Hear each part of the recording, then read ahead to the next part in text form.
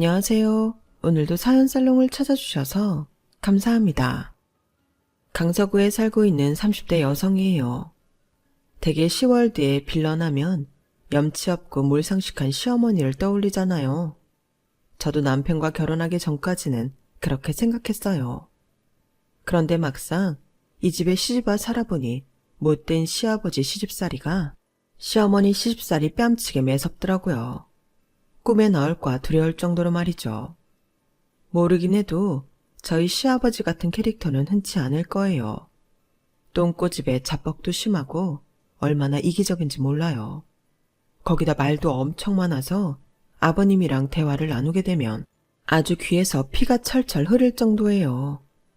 저는 말수가 적은 아버지 밑에서 자라 그런지 말이 많은 시아버지를 상대하는 게 정말 힘들었어요. 저희 아빠는 하루에 말 3마디 하시면 많이 하시는 분이었거든요. 아무리 화가 나셔도 확 이 한마디 뿐이시고 기분이 좋으실 때도 좋네 이 한마디로 감정 표현이 끝이에요. 제가 수능 시험을 망치고 지원했던 대학에 모조리 떨어졌을 때도 아빠는 딱 한마디만 하셨어요. 한 번 더. 저희 아빠가 극단적으로 말수가 적은 분이시라서 그런지 몰라도 처음 시아버지를 만나 뵀을 때 문화적 충격을 받았어요. 처음 예비시댁에 인사를 갈 때 대개는 며느리감에 대해 질문을 하거나 그 부모님에 대해 물으시잖아요. 그런데 저희 아버님은 그러지 않으시더라고요. 처음부터 끝까지 자기 자신에 대한 얘기만 주구장창 하셨거든요. 내 며느리가 되겠다고 왔으니 말라도 되겠지? 그럼요, 아버님. 말씀 편하게 하세요. 그래, 아가야. 나는 말이다. 자식 결혼에 왈가왈부하는 피곤한 시아버지는 아니다. 그래도 굳이 인생 선배로서 한마디 하자면 결혼은 말이지 집안과 집안이 만나서 한 가족이 되는 의례라고 생각한다. 어느 집안이든 어른이 중심이 되어야 잘 돌아가는 거 아니겠니? 사공이 많아봐야 배가 산으로 가는 것밖에 더 있어. 선장을 중심으로 일사불란하게 움직여야 배가 목적지에 제대로 도착하는 거지. 안 그러니? 네, 아버님. 내 입으로 이런 말 하긴 좀 그렇다만 내가 이래봬도 이날 이때까지 누구 밑에서 명령 들어가며 살아본 적이 없는 사람이다. 뱀머리가 될지언정 용꼬리는 안 한다 이거야.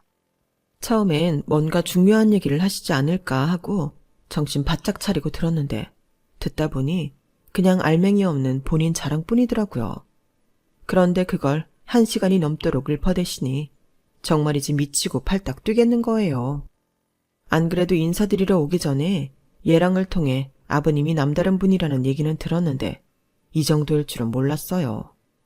보다 못한 어머님이 식사 준비가 다 됐으니 그만하시라고 말을 끊지 않았다면 제 귀에서 피가 줄줄 흐를 때까지 그 얘기를 들어야 했을 거예요. 말 많은 아버님과 달리 어머님은 과묵한 분이셨어요. 그런데 그거 아시죠? 말 많은 사람이 100마디 떠드는 것보다 말 없는 사람이 한마디 내뱉는 게 훨씬 더 강력하다는 거요. 언제 한번 크게 터질 것 같아서 겁이 살짝 날 정도였어요. 그런데 30년 넘게 살아온 아버님만 그걸 모르시는 것 같았어요. 아버님의 남다른 면모는 결혼 준비가 한창이던 때에도 어김없이 드러났어요. 예단 목록을 아버님이 손수 작성해서 주시더라고요. 그런데 그 예단 목록이라는 게 참 어이가 없더라고요. 자기야, 아버님이 주신 예단 목록 말이야. 정말 이렇게 해와도 되는 거야? 골프채 세트에 낚싯대 세트, 거기다 최고급 비자나무 바둑판이라니. 이거 정말 결혼 예단 맞아? 전부 아버님이 쓰실 거 아니야? 그러자 예랑이 한숨을 푹 쉬고는 그러는 거예요. 아, 아버지 정말. 자기도 봐서 알겠지만 우리 아버지가 좀 이기적이셔. 무력도 많으시고. 안 그래도 예단 문제로 어머니랑 다투셨던 모양인데 결국엔 아버지 뜻대로 목록을 꾸리셨나 보네. 내가 집에 가서 말씀드릴 테니까 일단 기다려줘. 예단 목록에 적힌 건 앞에 말한 것들뿐만이 아니었어요. 맞춤 정장에 유명 브랜드 선글라스, 하다하다 차박용 텐트까지 있었거든요. 한마디로 자식 결혼을 핑계 삼아 평소 자신이 가지고 싶었던 것들을 몽땅 챙기려는 속셈이었죠. 남편이 집에 가서 뭐라고 했는지 모르겠지만 이튿날 새로 작성된 목록이 제 톡으로 왔어요. 처음에 주셨던 목록에 비해 많이 줄기는 했지만 여전히 아버님 걸로 보이는 것들이 반 이상을 차지하더군요. 저희 아빠는 그 목록을 보시고는 아무 말씀도 하지 않으셨어요. 엄마만 옆에서 푹푹대며 열을 내셨죠. 아니, 자기 아들이 의사나 판검사쯤 되는 줄 착각하는 거 아니야? 이게 다 얼마야? 난 못해. 내가 하자 있는 딸내미 돈 싸발라서 시집 보내는 것도 아니고 남들만큼 배울 거 배우고 직장도 번듯한 딸을 왜 이렇게 보내야 돼? 너 그쪽에 확실히 말해. 이런 식이면 우린 결혼 못한다고. 엄마 반응을 보니 이것도 많이 줄인 거라는 말은 차마 못하겠더라고요. 결국 우리 부부는 몇 번에 걸쳐 예단 목록을 협상한 후에야 결혼식을 맞이하게 되었어요. 그런데 산 넘어 산이라고 결혼식만 치르면 다 끝날 줄 알았던 문제들이 신혼여행을 다녀온 그날부터 빵빵 터지기 시작한 거예요. 시작은 신혼여행에서 사온 선물이었어요. 다른 사람들 선물은 몰라도 아버님 선물은 꽤 신경 써서 골라왔는데 마음에 안 드신다며 교환을 해오라는 거예요. 네? 아버님, 스페인에서 사온 걸 어떻게 교환을 해요? 이거 하나 바꾸자고 다시 스페인까지 갈 수는 없잖아요. 아니, 못할 건 또 뭐 있냐? 하겠다는 의지만 있으면 못할 것도 없지. 정 안 되겠으면 거기다 전화해서 해외 배송해달라 그래.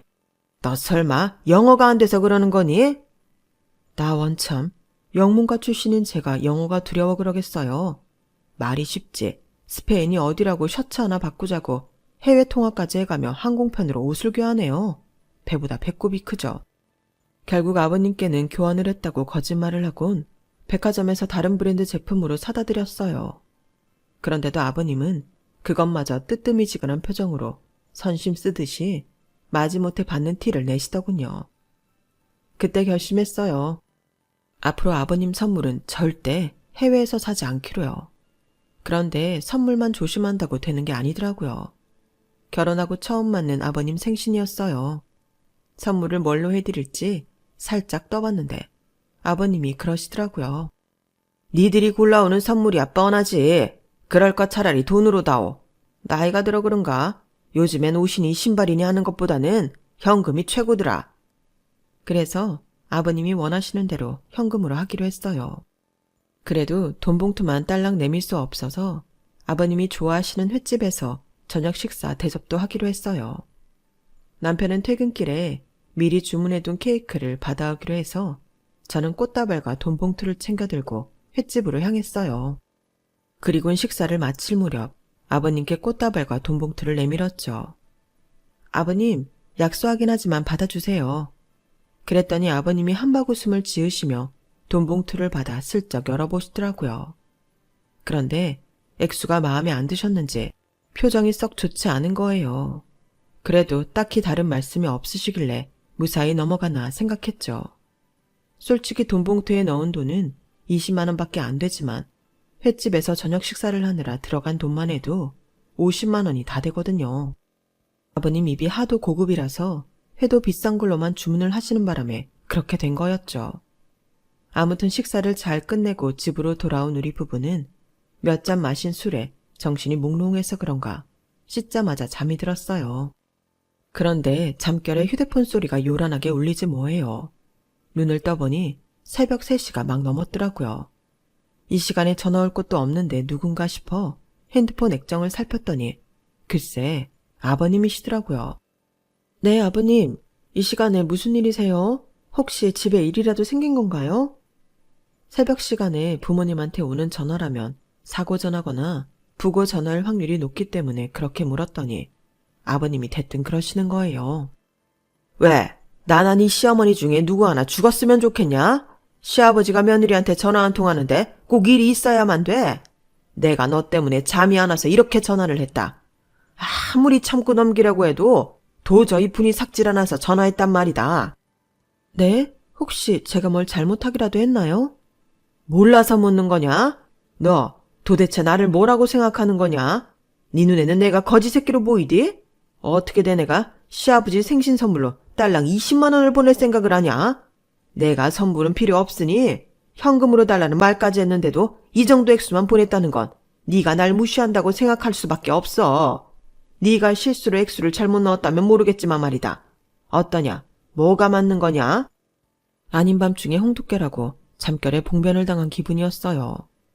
아버님 생신이라고 쓴 돈이 80만 원이 넘는데 봉투에 든 돈 액수만 따지시니 할 말이 없더라고요. 사실 처음 돈 봉투에 담았던 금액은 40만 원이었어요. 남편이 20, 제가 20만 원을 각각 부담했었죠. 그런데 아버님이 횟집에서 제일 비싼 것들만 쏙쏙 골라 주문을 하시는 바람에 예상 금액이 오버돼서 할 수 없이 절반을 뺀 거였어요. 주문을 하기 전에 아버님께도 말씀을 드렸는데 이렇게 액수에 연연하실 거라면 횟집에서 그렇게 시키지는 마셨어야죠. 그때는 당신 입에 들어가는 건 최상급 아니면 안 된다며 먹는 거에 돈 아끼지 말라시더니 이러시면 저보고 어쩌라고요. 진짜 억울하고 짜증이 나서 눈물이 날 지경이었어요. 속에서는 부글부글 끓었지만 그깟 돈 몇 푼에 결혼 생활 내내 시달리느니 차라리 얼마 더 주고 끝내자 싶어서 실수였다고 말씀드렸어요. 그렇지. 내 그럴 거라고 생각했다. 젊은 애가 왜 이렇게 정신이 없어. 그래 뭐 네가 실수였다고 하니 어른인 내가 이해하고 넘어가야지 어쩌겠니. 그럼 나머지 금액은 내일 중에 내 계좌로 보내거라. 자신은 돈에 연연하는 사람이 아니라고 입버릇처럼 말씀하시던 아버님은 새벽 3시에 며느리 잠까지 깨우시곤 기어이 20만 원을 더 받아내셨어요. 그런데 저희 아버님의 만행은 이게 다가 아니었어요. TV 프로그램 중에 해외여행지에 가서 여행자 모드로 체험해보는 프로가 꽤 많잖아요. 저희 아버님도 그런 프로를 즐겨보시더니 하루는 그러시는 거예요. 예, TV에서 보니까 말이다. 베트남에 있는 무이네란 곳에 말이지 사막이 있더구나. 내가 살면서 사막은 한 번도 못 가봤잖니. 마음 같아선 사하라 사막이나 하다못해 고비 사막이라도 가보고 싶지만 거기 멀기도 하고 니들 시간이 안 되니 어쩌겠니? 그래서 말인데 이번 여름 휴가 때 무이네나 한번 다녀오자꾸나. 우리 부부가 여름 휴가 때 해외여행을 가려고 준비 중인 걸 어떻게 하셨는지 아버님이 먼저 선수를 치시더라고요. 솔직히 함께 가기 싫었어요. 어머님은 몰라도 저희 아버님이 좀 유난이셔야죠. 그 성격 다 맞춰드리면서 여행을 다닐 생각을 하니 떠나기도 전부터 골이 지끈지끈 하더라고요.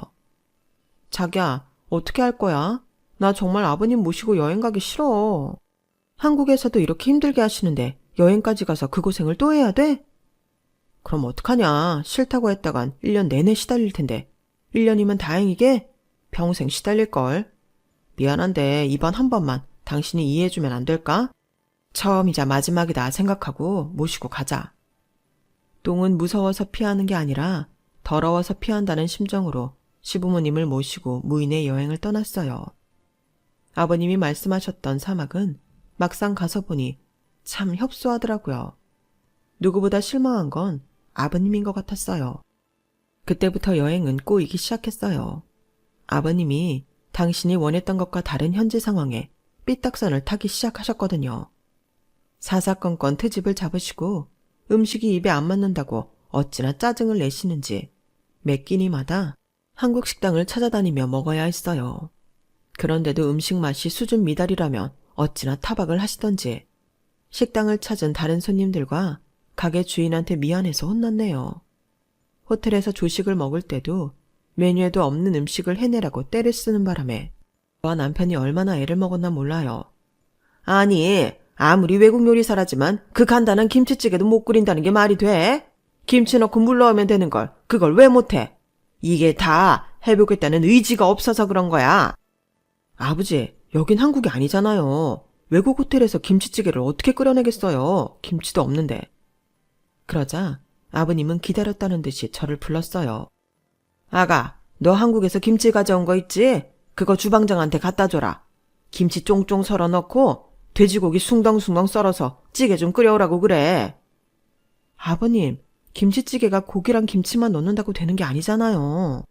그리고 메뉴에도 없는 음식을 만들어내라고 하는 건 실례예요.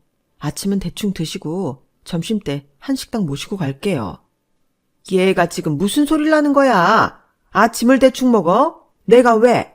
이날이 때까지 난 아침을 거른 적도 없고 빵 쪼가리로 대충 때운 적은 더더욱 없어. 잔말 말고 내가 시키는 대로 해.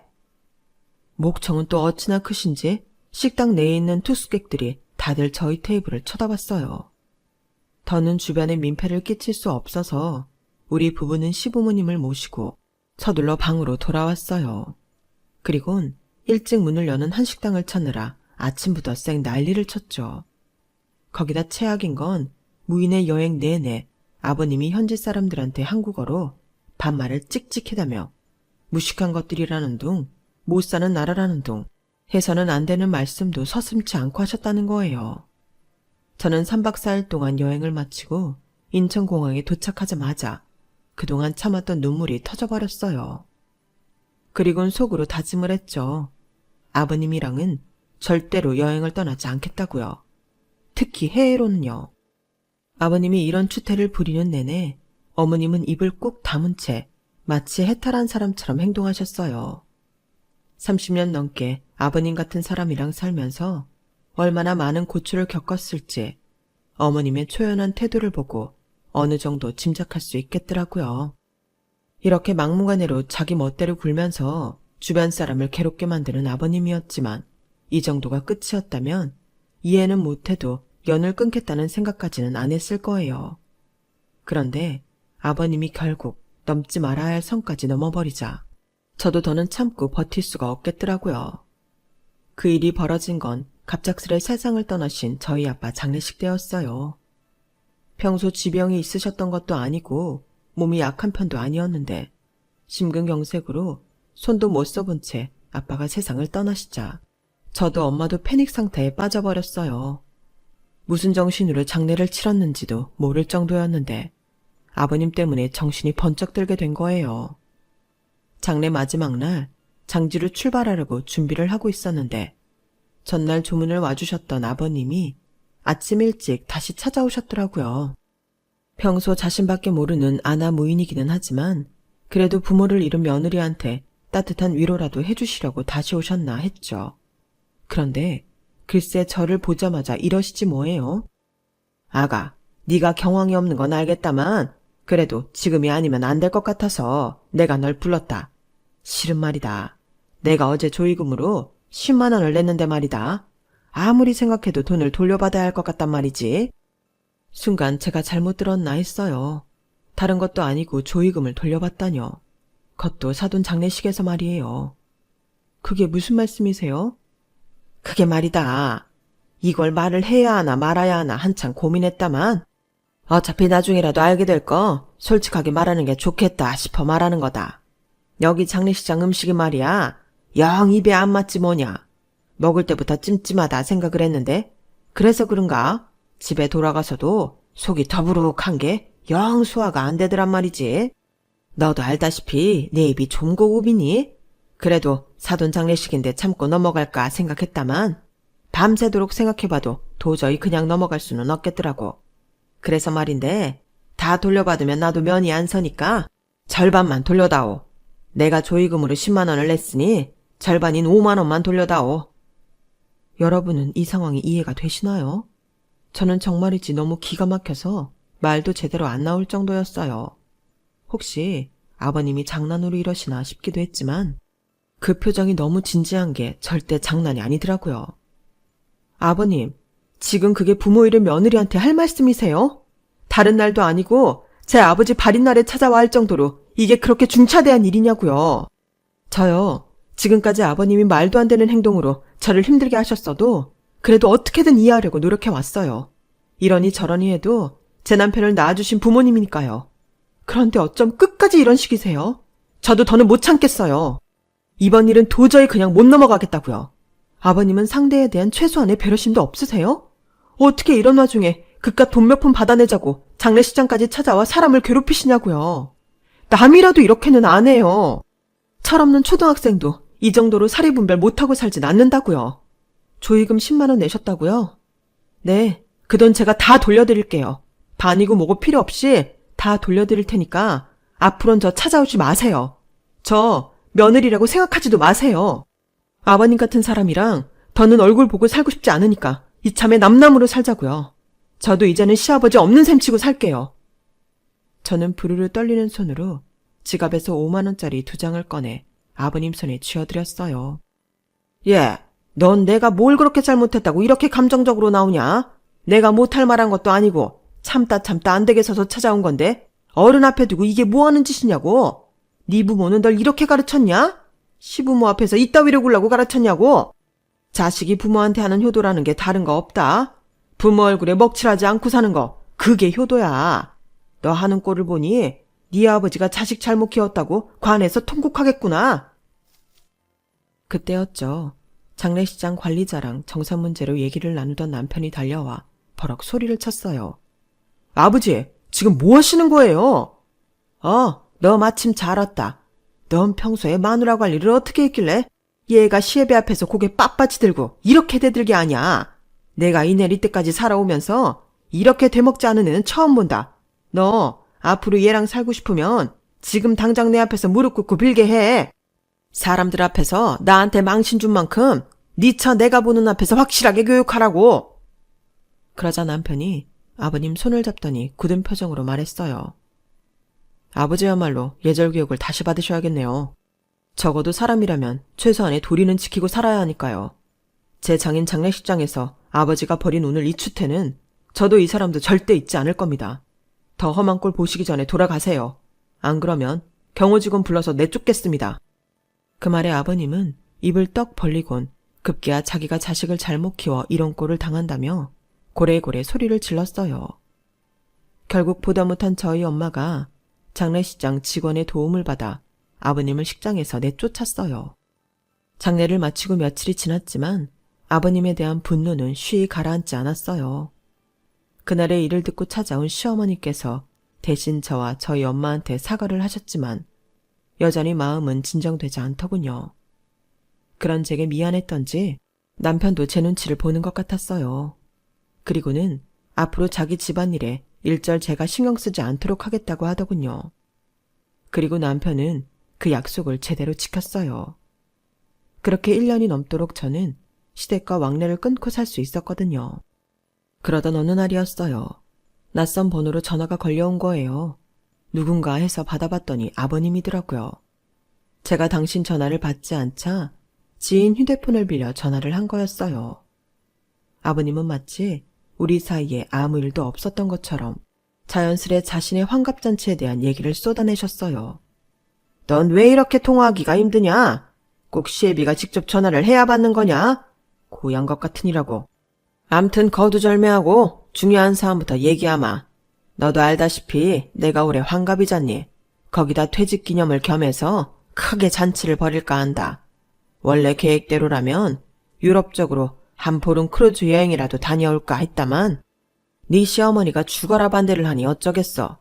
그래서 조촐하게 잔치나 하고 끝낼까 한다. 장소랑 시간은 네 남편 통해 전달하마. 아, 네가 내 며느리를 산 지 꽤 됐으니 이젠 나에 대해 어느 정도 파악이 됐겠지만 혹시나 해서 말해두마. 난 쓰잘데기 없는 선물보다는 현금이 좋다. 예전 내 생일 때처럼 실수하지 말고 이번엔 제대로 담아오거라. 작년에 니들이 그 난리를 치는 바람에 네 시어머니 환갑은 그냥 넘어간 거 알고 있지? 그때 돈도 아꼈으니 내 환갑 땐 확실히 하리라 믿는다. 아버님은 제가 끼어들 사이도 없이 당신이 할 말만 속사포처럼 늘어놓고는 전화를 끊었어요. 아버님이야 원래 그런 사람이니 그러려니 하겠지만 작년이 시어머니 환갑이었던 걸 까먹은 건 뜨끔하더라고요. 아버님과는 연을 끊고 살 정도로 관계가 악화됐지만 그래도 어머님과는 지금껏 아무 탈 없이 지냈던 터라 더 죄송했어요. 남편이 저희 아빠 장례식 때 있었던 일 때문에 미안해서 저한테 어머님 환갑 얘기는 안 했던 것 같은데 그렇다고 그냥 지나치기도 좀 그렇더라고요. 그래서 어머님께 전화해 뵙자고 말씀드렸어요. 그랬더니 극구 사양하시는 거예요. 네가 뭐 때문에 보자고 하는지는 잘 알겠다만 그럴 거 없다. 어머님 그러지 말고 시간 좀 내주세요. 다른 것도 아니고 어머님 환갑이었는데 제가 신경 못 써드린 게 죄송해서 그래요. 그럴 거 없어. 환갑이 별거니 나이 1살 더 먹는 것뿐인데 친정아버지 상당하고 경험 없는 너한테 내 생일상 차려내라고 할 정도로 나 모진 사람 아니다. 그러니까 마음 쓸 거 없어. 아 그리고 혹시 네 시아버지가 환갑잔치 해달라고 너희 내외 찾아가거든 문도 열어주지 말고 돌려보내라. 사람이 나이가 들면 철이 들어야 되는데 어쩜 하는 짓이 여전히 그리 철딱서니가 없는지 원. 네 시아버지 때문에 그간 많이 속상했지? 내가 네 마음을 왜 모르겠니? 나도 살면서 숱하게 경험하고 느껴왔던 건데. 괜히 자식 노릇한다고 참고 살 생각이면 아서라. 네 시아버지가 시간 지나면 달라질 거라는 기대도 하지 말고. 내가 살아보니 그러기는 내 저녁에 글러먹었어. 그리고 이건 내 부탁인데 앞으로 니들 사는데 일절 참견 안 할 테니 이번 네 시아버지 환갑잔치에는 꼭 와줬으면 좋겠구나. 선물 같은 건 준비할 필요 없어. 그저 몸만 와다오. 내 이렇게 부탁 좀 하마. 아버님은 몰라도 시어머니만큼은 제 마음을 헤아려 주시는 것 같더니 결국 시자 들어가는 사람들은 어쩔 수 없나 봐요. 어머님마저도 기어이 저를 아버님 환갑잔치에 부르시니 말이에요. 남편은 신경 쓰지 말고 그날 집에서 쉬고 있으라고 했지만 어머님이 간곡하게 부탁하신 거라서 모른 척하기 그렇더라고요. 그래서 안 떨어지는 발을 끌고 아버님 환갑잔치가 열리는 곳에 갔어요. 가보니 규모가 어마어마한 게 아버님의 허세를 그대로 닮았더라고요. 아버님은 한복을 쫙 빼입고 테이블 사이를 돌며 사람들과 인사를 하고 있었어요. 아주 신이 나서 입끝이 귀에 걸려 있더라고요. 반면에 어머님은 조용히 자리에 앉아 결의에 가득 찬 사람처럼 때를 기다리고 있었어요. 그 모습을 뵈니 오늘 이 자리에서 뭔가 일이 벌어지겠다 싶더군요. 본격적으로 환갑년이 시작되고 흥에 취한 아버님이 진행자 손에 들려있던 마이크를 뺏어 들고 일장 연설을 시작했어요. 다들 바쁘실 텐데 내 환갑년에 와주셔서 고맙습니다. 이날 이때까지 살면서 참 우여곡절이 많았어요. 돌이켜보니 그 고비마다 내 곁을 지켜준 사람이 딱 한 사람, 내 아내더라고요. 오늘 이 환갑년도 내 아내가 손수 준비해준 겁니다. 다들 내 아내한테 박수 한번 주시죠. 아버님은 뭐가 그리 신이 나셨는지 사람들 앞에서 어머님을 소개하며 평소 안 하던 행동을 하셨어요. 여보, 당신도 한마디 하구려. 이런 기회 흔치 않으니까 사양 말고. 그러자 어머님은 기다렸다는 듯 마이크를 건네받으시곤 회심의 미소를 지으며 말씀을 시작하셨어요. 제가 오늘 이렇게 성대한 자리를 마련한 건 제 남편 장수기 씨 환갑을 축하하기 위함이 아닙니다. 오늘은 이 사람 61번째 생일이기도 하지만 저한테는 지난 35년간 지옥 같은 결혼 생활을 청산하는 뜻깊은 날이기도 하니까요. 어머님의 말씀에 장내는 찬물을 끼얹은 듯 조용해졌어요. 저희 부부를 비롯해 많은 사람들 얼굴에는 당혹감이 차올랐죠. 특히 아버님은 더더욱 그랬어요.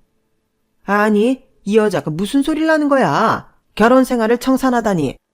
당신 뭐 잘못 먹었어? 그러자 어머님은 눈에 힘을 잔뜩 주고서는 아버님한테 말했어요. 잘못 먹어? 내가? 난 오늘 이 자리에서 물 한 모금도 안 마셨어.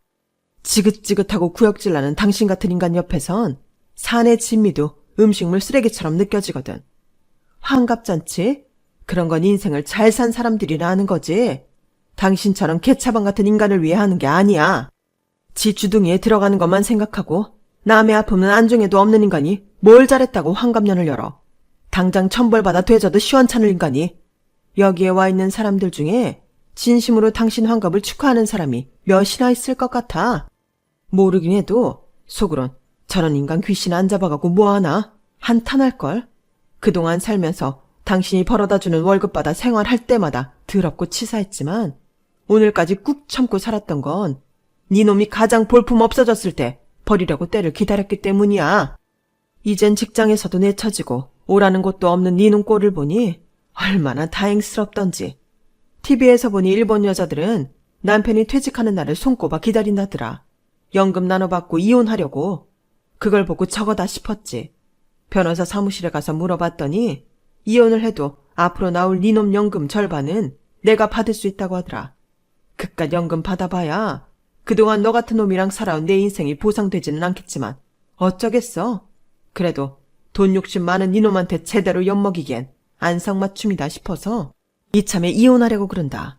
그러니까 오늘 이 자리는 네 놈 환갑년을 축하하는 자리가 아니라 네 놈한테서 해방되는 나를 위한 축하연이다 이 말이야. 자, 이거나 받아. 어머님은 아버님 손에 두툼한 봉투를 건넸어요. 봉투를 열어본 아버님은 얼굴이 사색이 되고 말았죠. 거기에는 이혼 서류와 더불어 어머님이 요구하는 재산분할 목록이 빽빽하게 적혀 있었거든요. 이 여편네가 미쳤나? 내가 이걸 왜 줘? 내가 뼈 빠지게 번 걸. 왜 집구석에서 놀고 먹어 너한테 주냐고. 난 못 줘. 10원 한 푼 못 주니까 이혼을 하려고도 맨몸으로 나가. 아버님은 입에 거품을 물고 꾀꾀거리셨지만 내심 알고 있었을 거예요. 어머님이 이혼 소송을 하는 순간 영락없이 어머님 요구대로 뺏기게 될 거란 사실을요. 결국 그날 아버님은 뒷목을 잡고 쓰러지셨고 구급차에 실려가는 걸로 환갑년은 끝이 났어요.